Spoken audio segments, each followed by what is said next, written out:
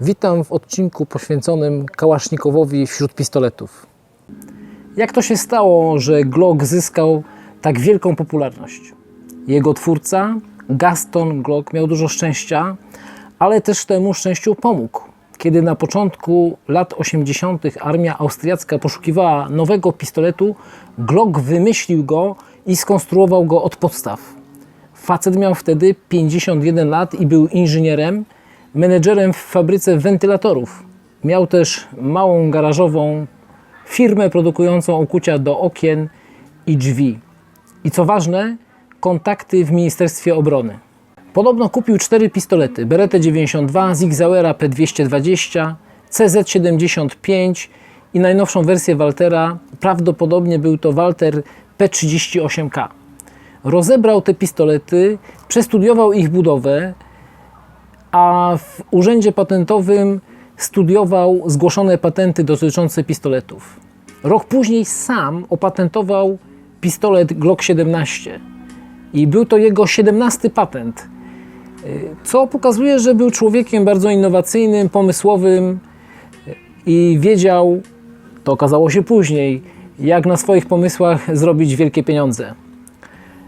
W maju 1982 roku, więc po niespełna 2 latach od rozpoczęcia prac nad nowym pistoletem, 4 sztuki zostały przekazane na próby do Ministerstwa Obrony Austrii. I co jest w tym wszystkim najdziwniejsze, Glock 17 wygrał ze wszystkimi konkurentami, z firmami, które od wielu lat przodowały w przemyśle zbrojeniowym i produkowały różnego typu broń. Wojsko zamówiło 20 000 sztuk tych pistoletów. Wybudowano fabrykę po to tylko, aby produkować ten konkretny pistolet. Dzięki temu oraz zastosowaniu nowoczesnej technologii koszt wytworzenia jednego pistoletu wynosił zaledwie $120. W 1986 roku pierwsza partia 800 Glocków popłynęła za ocean do Stanów Zjednoczonych Ameryki Północnej. Gaston zastanawiał się, jaką cenę zaproponować, żeby pistolet dobrze się sprzedawał. Przypominam, że koszty wyprodukowania wynosiły $120. Sprzedał swoje pistolety w hurcie po $360 za sztukę, miał 200% marży. Amerykańscy producenci w tym czasie mieli maksymalnie 5 do 20% narzutu na swoich produktach. 3 miesiące później, czyli w kwietniu 1986 roku, miała miejsce akcja FBI, w której zginęło 2 agentów, a 5 kolejnych zostało rannych. Funkcjonariusze uzbrojeni w 6-strzałowe rewolwery na służbie w policji od 75 lat nie mieli szans z bandytami wyposażonymi w nowoczesną broń palną.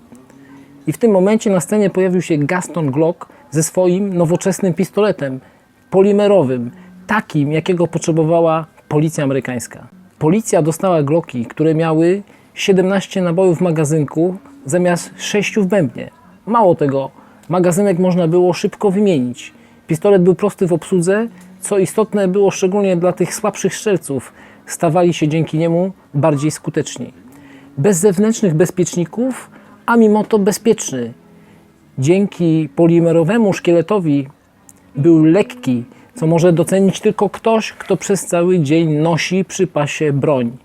Był niezawodny, nawet wtedy, gdy nie był regularnie czyszczony i gdy był zaniedbywany. Złożony był zaledwie z 34 części, podczas gdy inne konkurencyjne pistolety miały ich 2 razy więcej. Mało tego, części te były i są wymienne z innymi modelami. Pistolet łatwo się rozkłada i czyści. Przystępując do rozkładania pistoletu, najpierw wyciągnij magazynek. Sprawdź, czy w komorze nie ma naboju. Oddaj strzał kontrolny. Następnie chwyć zamek w taki sposób, jak pokazałem na filmie. Odciągnij zaczask zamka, spuść do przodu zamek ze szkieletu, ściągnij sprężynę oporopowrotną, wyciągnij lufę i pistolet jest rozłożony. Lufa, sprężyna, zamek, szkielet i magazynek. Składając, wykonaj wszystkie czynności w odwrotnej kolejności. Wstaw lufę w swoje miejsce, załóż sprężynę oporopowrotną, następnie wszystko nałóż na szkielet Oddaj strzał kontrolny, pistolet złożony. Pistolet nie ma problemów z celnością. Sprawdźmy zatem, jak radzi sobie na strzelnicy.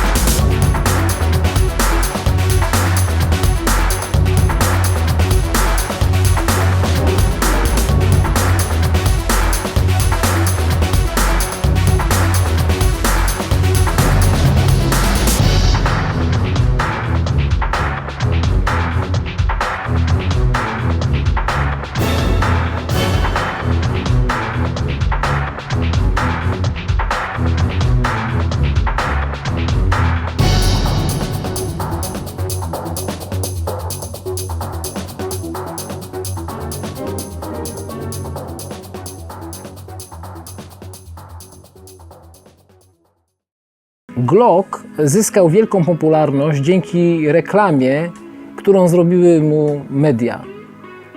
W 1986 roku The Washington Post poinformował o eksperymencie przeprowadzonym przez eksperta z Pentagonu, któremu udało się wnieść Glocka na pokład samolotu.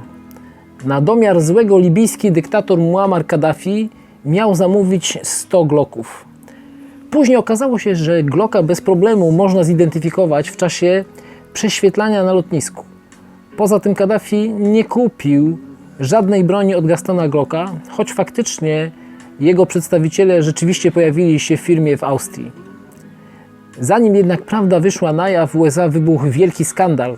Wszyscy, dosłownie wszyscy mówili o Glocku. W krótkim czasie pistolet stał się też ikoną popkultury. W Szklanej Pułapce 2, hicie filmowym z 1990 roku, Bruce Willis, który grał policjanta Johna McClane'a, powiedział te słowa.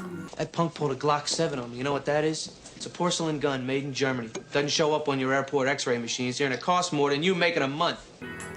Najciekawsze jest to, że w tekście tym nie ma krzty prawdy. Wszystkie wypowiedziane tam słowa są fałszywe. W sumie w ciągu ostatnich 20 lat austriacka broń pojawiła się w ponad 2000 amerykańskich filmów i ponad 3000 piosenek, głównie hip-hopowych. Dzisiaj w USA Glock i pistolet to synonimy.